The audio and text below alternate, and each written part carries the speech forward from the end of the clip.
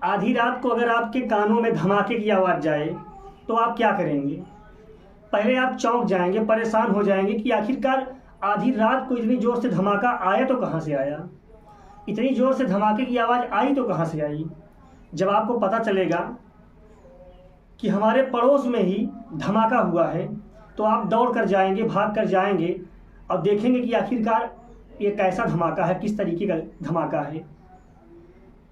इसी तरीके से एक घर में रात को 12 बजे धमाके की आवाज़ जब आती है तो आस पड़ोस के लोग भाग कर जाते हैं, और जब भाग कर जाते हैं तो देखते हैं कि अंदर एक व्यक्ति की लाश पड़ी हुई है।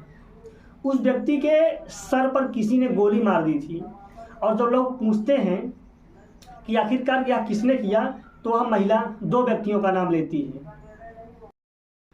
जितने लोग इकट्ठा हो रहे थे उतना ही वो महिला चीख रही थी, चिल्ला रही थी, रो रही थी। उसको लग रहा था कि अब मेरे बच्चों का क्या होगा।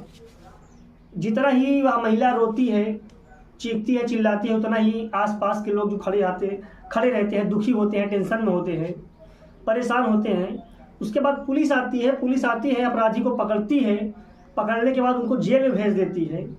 अपराधी तो जेल पहुंच जाते हैं, लेकिन यहाँ एक ऐसी बात सामने आती है कि आपको सुनकर रिश्ते पर से भरोसा उठ जाएगा, विश्वास उठ जाएगा। आदाब, नमस्कार, सत श्री अकाल दोस्तों, मैं नीरज शर्मा। आज की जो सच्ची घटना मैं आपको सुनाने जा रहा हूँ, यह सच्ची घटना है उत्तर प्रदेश का एक जिला है आगरा, और इसी जिले का एक थाना लगता है शाहगंज। दरअसल यहाँ की एक कॉलोनी है प्रकाश नगर। बात कर रहा हूँ 27 अगस्त 2022 की रात लगभग 1 बजे के आसपास। एक घर से गोली चलने की आवाज़ आती है। उस घर में एक महिला होती है जिसका नाम होता है पिंकी, यानी आप कीजिए जिसका नाम प्रीति होता है। प्रीति जोर जोर से रोने लगती है, चिल्लाने लगती है। जैसे ही उसकी आवाज़ रोने की, चीखने की, चिल्लाने की, चीख पुकार पड़ोसी सुनते हैं। पड़ोसी भाग कर आते हैं, दरवाज़ा खोलते हैं। दरवाज़ा खुलता है तो वह महिला जब दरवाज़ा खोलती है, दरवाज़ा खोलते ही जोर जोर से रोने लगती है। दरअसल बात तो यह थी कि उस घर का जो मालिक था सुमेर सिंह, जिसको गोली मार दी गई थी, उसके सर पर गोली मार दी गई थी। जब उस महिला से पूछा जाता है कि आखिरकार यह सब किसने किया, तो वह महिला 2 व्यक्ति का नाम लेती है, स्वप्निल और अंकित। वह 2 लोगों का नाम लेती है। आपको बता दूं कि यह दोनों लोग मोहल्ले के ही गुंडे थे। इन लोगों का काम ही यही करना था, किसी के साथ छेड़खानी करना, किसी को परेशान करना, किसी की ज़मीन पर कब्जा करना। जब लोगों को इन दोनों नाम के बारे में पता चलता है तो वहाँ पर जिंदाबाद और मुर्दाबाद के नारे भी लगाए जाते हैं। लोगों मतलब जब पुलिस होते हैं, पुलिस लोग जो है पुलिस सूचना देते हैं, सूचना पर पुलिस पहुँचती है मौके पर, और पुलिस के पूछने पर वह महिला कहती है कि स्वप्निल और अंकित ने मेरे पति को मारा है। वह कहती है कि अंकित को मैंने गली के अंदर खड़ा हुआ देखा है और स्वप्निल को छत से कूदते हमने देखा है। मेरे पति को गोली मारकर वह मेरी पति की हत्या कर देती है। दरअसल वह महिला खूबसूरत थी, और जब वो निकलती थी घर से तो आसपास के लोग उसको देखने की कोशिश करते थे, गंदे गंदे कमेंट करते थे, लोग छूने की कोशिश करते थे। दरअसल एक दिन उसका हाथ भी पकड़ लेता है। हाथ पकड़ने वाला स्वप्निल होता है, और यही शिकायत वो अपने पति से कर देती है। पति से जब शिकायत करती है तो इसी बात को लेकर के जो है, इनके पति एक व्यापारी होते हैं और स्वप्निल का एक दिन झगड़ा हो जाता है।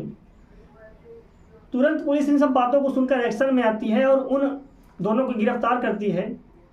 घर जाती है, गिरफ्तार करती है। दोनों घर में ही पाए जाते हैं। गिरफ्तार करके थाने ले जाया जाता है। पुलिस पूछताछ कर रही थी उनसे, बार बार पुलिस पूछ रही थी कि आखिरकार तुमने हत्या क्यों किया। उन लोगों का यही कहना था कि साहब हमने हत्या नहीं किया।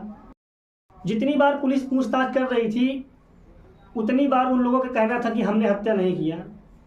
एक तरफ व्यापारी लोग हंगामा भी कर रहे थे, दूसरी तरफ अपराधी पकड़े गए और वह भी कह रहे हैं कि हमने नहीं मारा, हमने उस व्यापारी की हत्या नहीं किया। बात यह 27 अगस्त की थी। एक एक दिन गुजरता चला जाता है कि रात गुजरती चली जाती है। जब पोस्टमार्टम होता है तो उसमें साफ साफ पता चलता है कि सोते हुए व्यक्ति के सिर पर गोली मारी गई थी, और क्यों मारी गई थी इसकी जानकारी खोजने का काम तो पुलिस का ही है।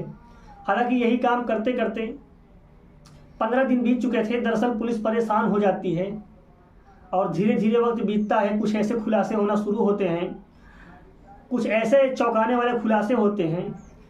दरअसल इस इलाके में जो सीसीटीवी कैमरा लगा हुआ था, सीसीटीवी कैमरा खंगाला जाता है और पुलिस इस महिला जो प्रीति होती है इसका कॉल डिटेल भी निकलवाती है। कॉल डिटेल निकलवाती है तो रात को 12 बजे के आसपास इसके देवर धीरज से बातचीत होती है। इस महिला से जो है पूछा जाता है कि धीरज कौन है। दरअसल जब उस व्यक्ति का अंतिम संस्कार हो रहा था तो उस महिला का देवर धीरज यानी उस व्यक्ति का सगा भाई जो होता है वही गायब होता है। उस दिन बाकी सब थे। फिर जब उससे पूछा जाता है, पूछताछ किया जाता है कि तुम अपने भाई के अंतिम संस्कार में क्यों नहीं आए, तो कहता है कि साहब मैं नौकरी की तलाश में दिल्ली गया हुआ था और वहाँ बस से गिर जाता हूँ, दोनों पैर पूरी तरीके से मेरा टूट जाते हैं, इसलिए मैं अपने भाई के अंतिम संस्कार में नहीं पहुँच पाया क्योंकि वहाँ पर मेरा इलाज चल रहा था। उसकी कॉल डिटेल निकलवाई जाती है तो उसकी कॉल डिटेल आगरा में मिलती है। दिल्ली का नाम लेना, आगरा में कॉल डिटेल निकलना और रात में भाभी को फ़ोन करना कहीं न कहीं पुलिस को शक के घेरे में जो है धीरज आ रही थी।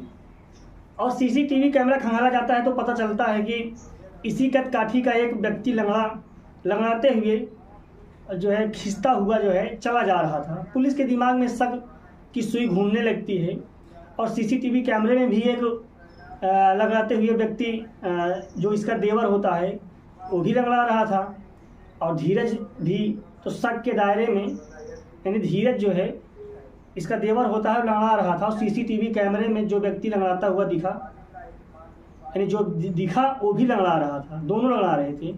तो कहीं ना कहीं धीरज शक के दायरे में पूरी तरीके से आ जाता है। पूरी तरीके से धीरज शक के दायरे में जब आ जाता है तो पुलिस उसको गिरफ्तार कर लेती है।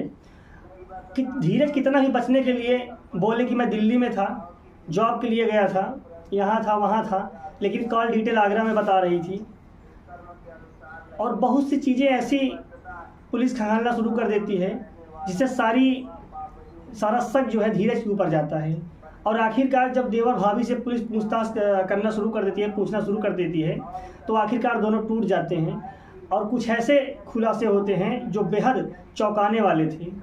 दरअसल 2 साल से धीरज का आना जाना आगरा में लगा रहता था और धीरज का अपने भाभी के ऊपर दिल आ जाता है, फिसल जाता है और उसके मन में गंदा काम आता है और वो अपने भाभी के साथ गंदा काम करना शुरू कर देता है, शारीरिक संबंध बनाना शुरू कर देता था। दरअसल धीरज और उसकी भाभी के शारीरिक संबंध बनाने की आदत पड़ चुकी थी। एक साथ अक्सर यह दोनों शारीरिक संबंध जो है बनाया करते थे। एक दिन धीरज का भाई काम पर गया था और बाहर जब काम से वह वापस आता है तो वह देखता है तो दोनों देवर भाभी दोनों आपत्तिजनक स्थिति में बिस्तर पर पड़े हुए थे। विरोध करता है, बहुत झगड़ा करता है, लड़ाई होता है। बड़ा भाई छोटे भाई से कहता है कि अगर तुम मेरे घर के इर्द गिर्द दिखाई दिए तो इसका अंजाम बहुत बुरा होगा, इसलिए तुम बिल्कुल दिखाई मत पड़ना।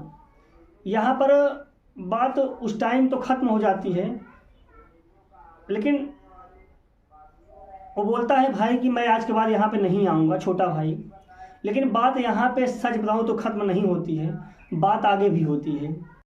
दरअसल जो भाभी होती है उसको अपने देवर की लत लग जाती है। उसकी पत्नी यानी अपने देवर को 26 अगस्त को अपने देवर को बुलाती है, कहती है कि आज इसकी हत्या करना है, अपने पति की हत्या करना है और अपने पति को जान से मरवाने के लिए प्लान बनाती है। 26 अगस्त को इधर उधर उसका देवर घूमता रहता है। 27 अगस्त को रात जब होती है तो वह घर पर आता है लगभग 1 बजे। भाभी दरवाज़ा खोलती है, देवर हथियार लेकर रात आता है और सोते हुए भाई के ऊपर ताबड़तोड़ फायरिंग कर देता है। उसके सर पर गोली मार देता है और भाई की मौके पर मौत हो जाती है। गोली मारने के बाद छत पर जाता है और छत से कूदने की कोशिश करता है। अचानक से उसका बैलेंस बिगड़ जाता है। बैलेंस बिगड़ते ही वह छत से नीचे गिर जाता है, उसका पैर टूट जाता है। उधर वह अपनी जान बचाकर भागने की कोशिश कर रहा था कि कोई मुझे देख ना ले, कोई मुझे मार ना दे। इधर उसके भाभी अलग नाटक मचाई हुई थी, चिल्ला रही थी, चीख रही थी कि मेरे पति की हत्या हो गई है, किसी ने मेरे पति को मार दिया है जान से। यानी 2 सीन एक साथ चल रहे थे। किसी तरीके से वह गांव के बाहर निकलता है और जाकर अपना इलाज कराता है। अपना पैर में जो उसका पैर टूटा हुआ था उसका इलाज करवाता है, ठीक ठाक करवाता है, डॉक्टर के यहाँ पहुँचता है हॉस्पिटल में। हालांकि यह बात सच है कि अपराध को कितनी भी छुपाया जाए लेकिन छुपता नहीं है। कॉल डिटेल, सीसीटीवी कैमरा जो फुटेज था, बहुत सी चीज़ें थी जिस वजह से यह बच नहीं सका। यह लोग टूट जाते हैं और पुलिस के सामने, पुलिस के सवालों के सामने अपनी गुनाह स्वीकार कर लेते हैं। भाभी स्वीकार करती है कि उसका देवर के साथ संबंध था। हम लोग मौका पाते हैं थे तो शारीरिक संबंध बनाते थे, काफ़ी लंबे समय से दोनों का अफेयर चलता था। पति की हत्या होती है। इस कहानी में देवर और भाभी को जेल की सज़ा दिया जाता है, जेल की सज़ा होती है। अब घर में बचते हैं 3 बच्चे जो छोटे छोटे होते हैं। अब सवाल उठता है दोस्तों कि 3 बच्चों की परवरिश कैसे होगी, कौन परवरिश करेगा। साथ ही देवर भाभी का रिश्ता भी कलंकित होता है और पति पत्नी का रिश्ता भी कलंकित होता है। इस घटनाक्रम को सुनाने का उद्देश्य किसी को परेशान करना नहीं है, किसी का दिल दुखाना नहीं है, बल्कि आपको जागरूक करना है, आपको सचेत करना है। आप जहाँ भी रहें सुरक्षित रहें, अपना ख्याल रखें। जय हिंद, जय भारत।